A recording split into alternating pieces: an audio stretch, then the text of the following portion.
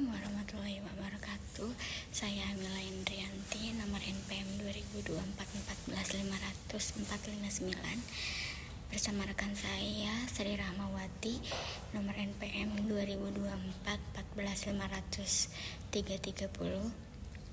Di sini kami akan mempresentasikan tugas kelompok kami, yaitu kelompok 10.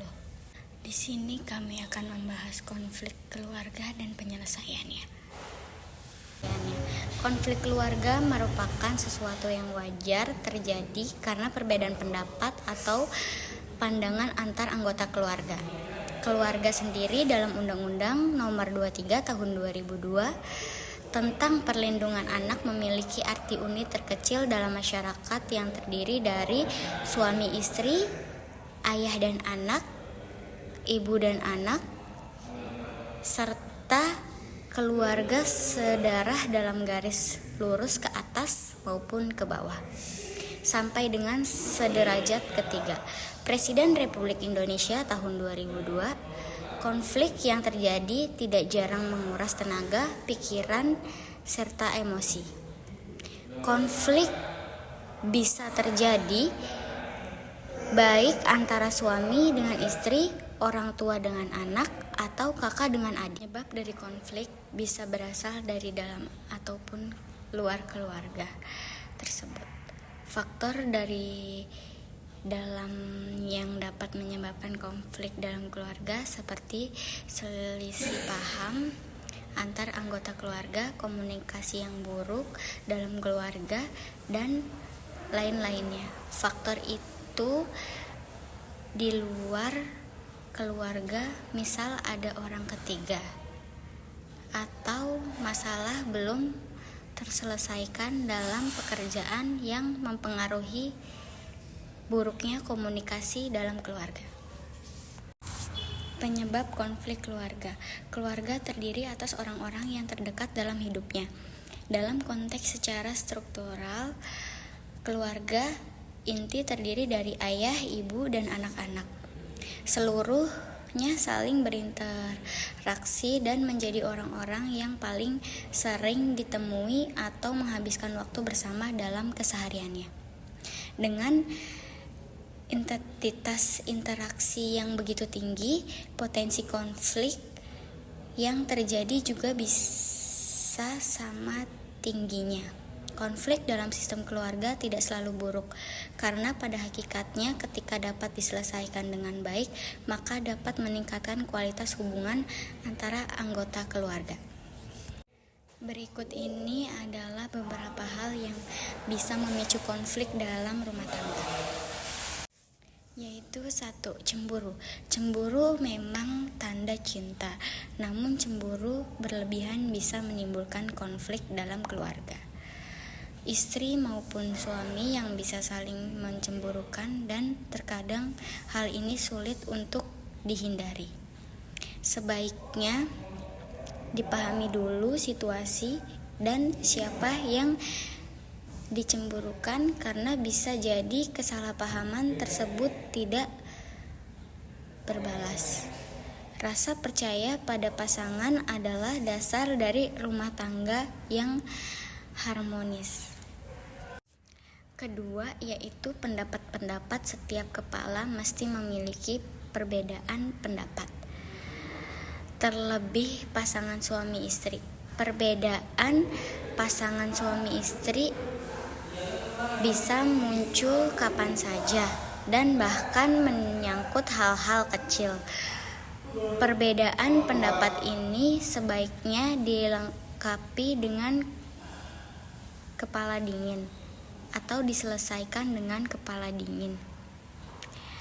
Bicarakan baik-baik untuk mendapatkan solusi yang tepat. Ketiga, yaitu masalah ekonomi. Dewasa ini di mana materialisme sedang merajalela. Masalah ekonomi sering menjadi momok bagi kehidupan rumah tangga seseorang. Tidak heran jika kita sering menyaksikan pemberitaan di televisi atau di koran di mana seseorang suami tega membunuh istrinya karena sang istri terlalu banyak menuntut, dan begitu juga sebaliknya. keempat yaitu privasi.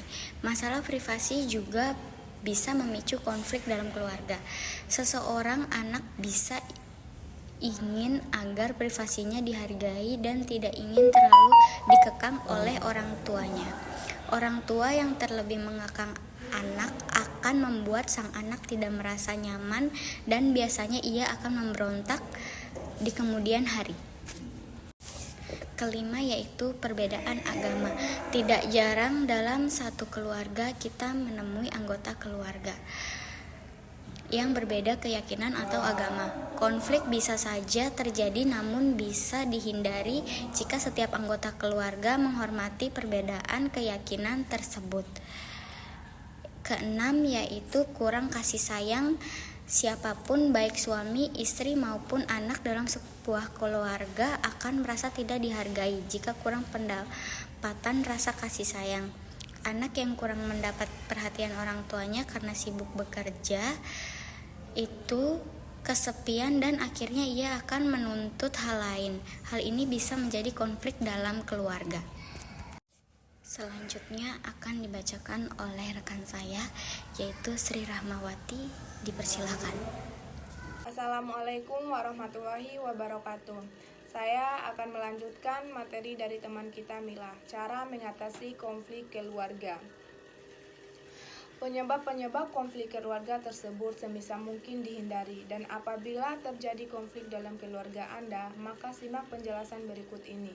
Bagaimana cara mengatasi konflik keluarga terutama dalam pandangan Islam. Cara mengatasi konflik keluarga. 1. Usahakan agar Anda membicarakan masalah dengan lemah lembut dan tanpa kata-kata yang bisa menyakiti hati anggota keluarga yang akan Anda ajak bicara. Berterus teranglah, jangan berbohong, bahaya berbohong, memaki, menyebut nama dengan nada yang keras maupun melakukan kekerasan fisik. Hal tersebut tidak akan menyelesaikan masalah, justru akan memperparah konflik yang sedang terjadi. Ingatlah juga bahwa seorang istri harus selalu menuruti perintah suami, karena hal itu adalah salah satu kewajiban istri terhadap suami, dan hukum melawan suami menurut Islam adalah haram. 2. Pikirlah jalan keluar yang terbaik yang bisa diambil oleh semua pihak dengan saling menghormati pendapat masing-masing. Bila perlu, mintalah nasihat mediator atau orang lain yang kiranya cukup berpengalaman dan dianggap memiliki kemampuan untuk meredakan masalah yang terjadi dengan mengambil jalan tengah. 3. Kaum pria adalah pemimpin bagi kaum wanita, karena Allah telah melebihkan sebagai mereka pria atas sebagian yang lain wanita, dan karena mereka pria telah menafkahkan sebagian dari harta mereka, maka dari itu wanita saleha ialah yang taat kepada Allah Subhanahu wa Ta'ala, memelihara diri ketika suaminya tidak ada, karena Allah telah memelihara mereka. Wanita-wanita yang kalian khawatirkan nusuknya, maka nasihatilah mereka, dan jauhilah mereka di tempat tidur, dan pukullah mereka. Jika mereka mentaati kalian, janganlah kalian mencari-cari jalan untuk menyusahkan mereka. Sesungguhnya Allah Maha Tinggi lagi Maha Besar. Kesimpulan konflik dalam keluarga harus diselesaikan dengan cepat dan tepat agar tidak memicu keretakan dalam rumah tangga.